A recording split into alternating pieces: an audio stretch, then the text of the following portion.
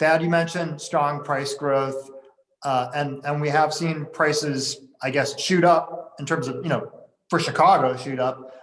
Prices were up about 9% across the metro last year. So do you see us getting into any issues with affordability? I don't at all. Our city and our suburbs have been incredibly affordable for decades. We're so inexpensive to live in comparison to most cities in California, New York, New Jersey, even Dallas and Houston. So because our housing stock is so affordable, I think we have lots of room to grow. So I'm not afraid. And I do think that this year will mimic last year when it comes to appreciation. I also think that our city will be heavily improved from a pricing component if we have the salt tax removed. If that salt cap is removed, you're going to see significantly more buying power for buyers, and that'll yield to higher pricing. So Thad, you think there could be another 9% this year on top of the 9% we had last year? In some categories of housing in some areas, absolutely, and it'll exceed that. In others, it'll be lower, maybe 4, 5, 6.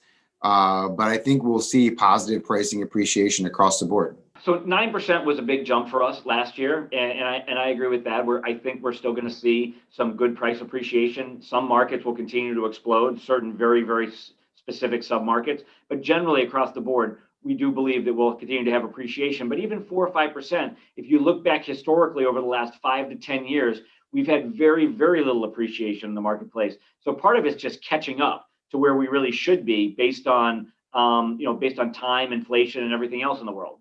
So inventory is really low in the suburbs, but not so much in high density urban markets. We've been talking for months about when the city is going to come back. So do you think 2021 is the year where we will see a leveling off in terms of, maybe the suburbs are getting a little cooler and the city is getting a little hotter?